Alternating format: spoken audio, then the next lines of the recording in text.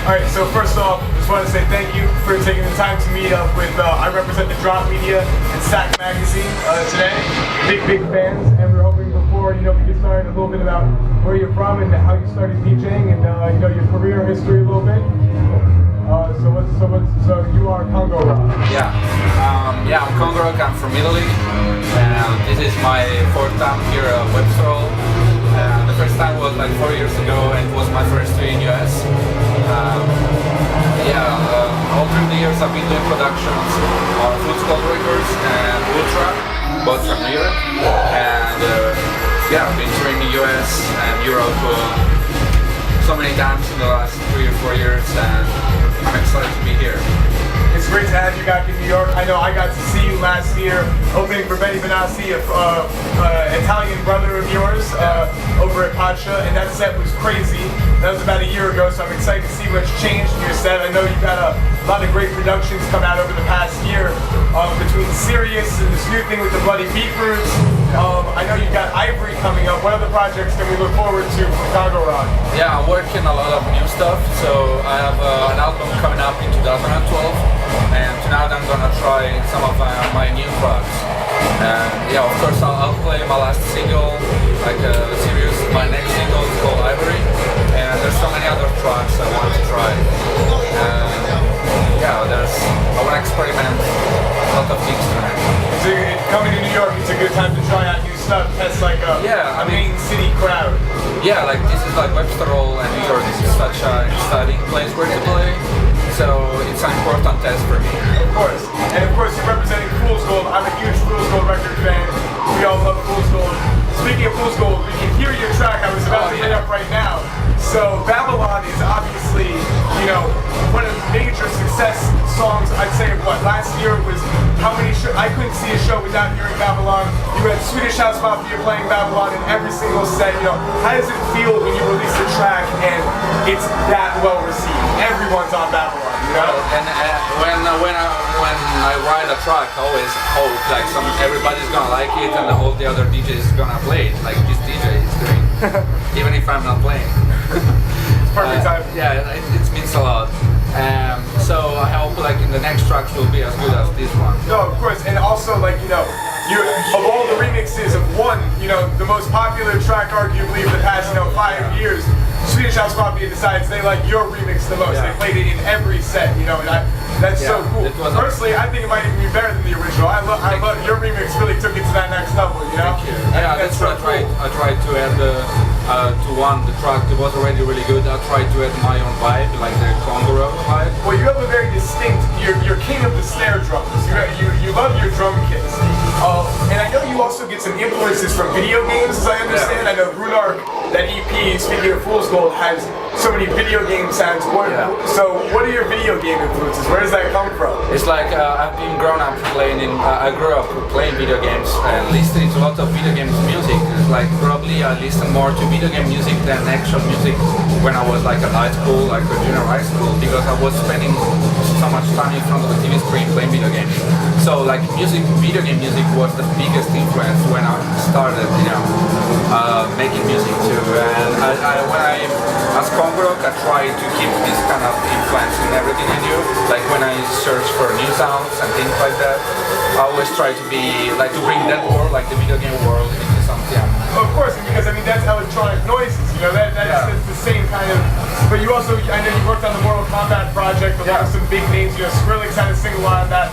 Yours was a great addition to that soundtrack. That must have been a kind of dream come true project. Like you were the sound of the game. It's been as a video game fan, it's been great for me to be part of that project. And I think I never feel like so inspired like when I wrote that song, because I felt like I could do anything I wanted. Like I could really write music anything I wanted. So it was exciting for me to be part of that. Are you a big Mortal Kombat player? Yeah. So you took what you want to hear when you were playing. Right. That's cool. That's like a fan writing music for the fans. That was amazing. Yeah, that's a cool concept. I feel like I didn't have to write a real 100% dance tracks. I was just going to write whatever I had in mind. So it was exciting. Now with a lot of your tracks and a lot of the drops in your tracks, I'm assuming the answer to this question is going to bring us right back to Babylon. But I ask everyone, because my blog is called The Drop Media, and Sack Magazine is interested as well. You know, we're called The Drop for a reason. We love the biggest drop. Yeah. So we ask everyone, what do you think is your biggest drop? So I'm assuming you're going to say Babylon, but maybe you have a different opinion.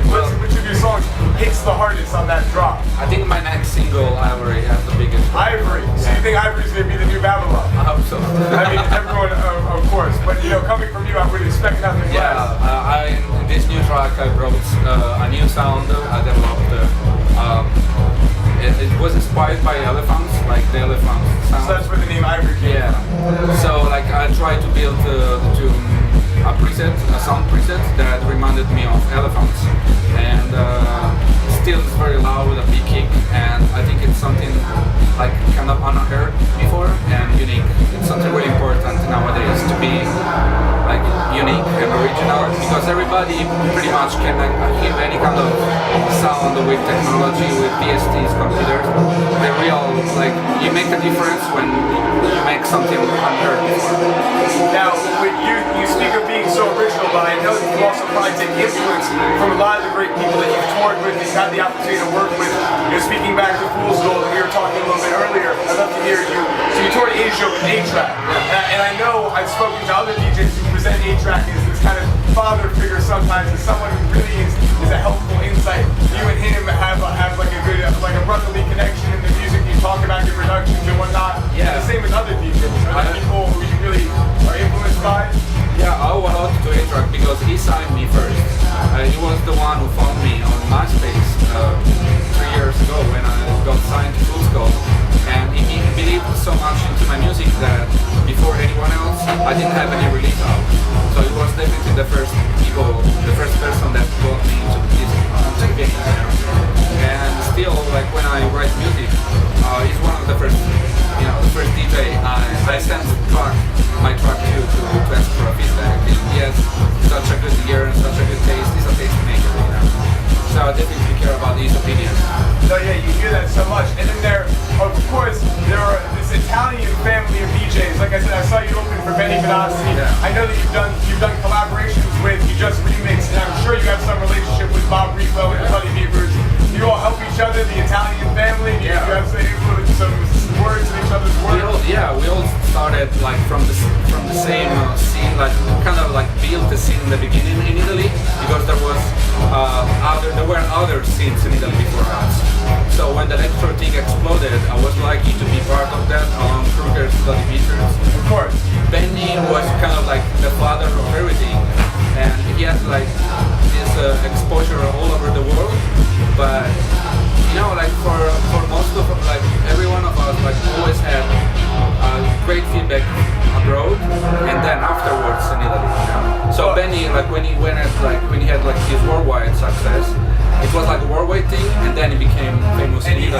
And you know, the Bloody Beavers, the Crookers, of course, are huge names in America. You know, I saw both of them at Electric Zoo this past summer. Some crazy sets, you know. It's cool that you guys all work together and you're fond of each other. We collaborated on several things. I've done a track with Crookers.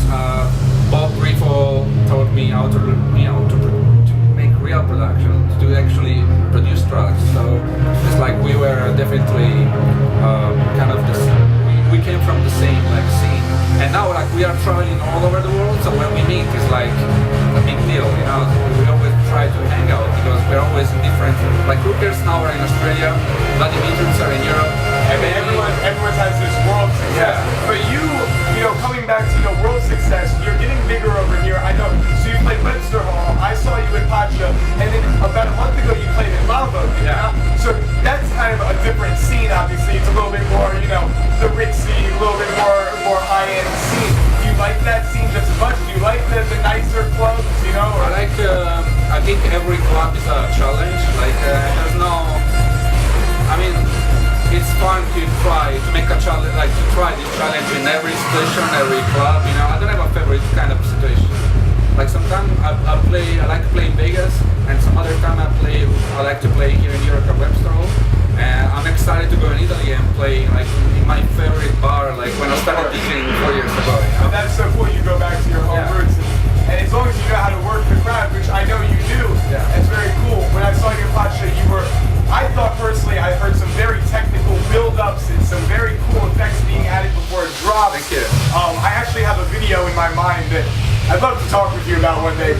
beyond that, what is your setup DJing? Just the standard two? Do you use four CDJs? How do you do it?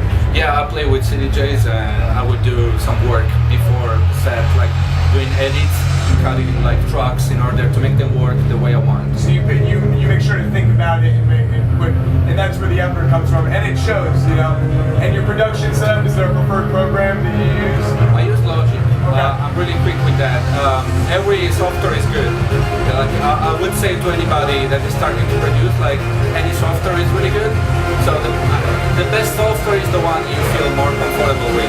Now I'm really quick and friendly with Logic, so I go for it.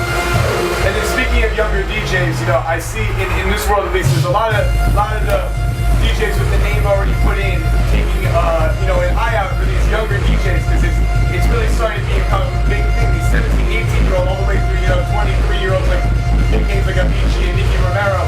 Is there a younger DJ that you've been looking at, that you've been taking the time to take out the tracks for? Yeah, there's a producer from Italy called NT89. He plays techno.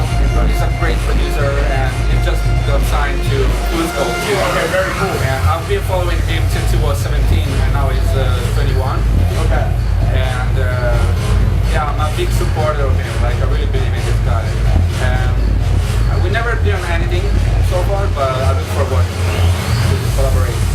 Well, we're excited to hear that. But, you know, that's about all we got. But, you know, on behalf of the Drop Media and SAC Magazine, we really, really can't thank you enough for taking the time to talk to us.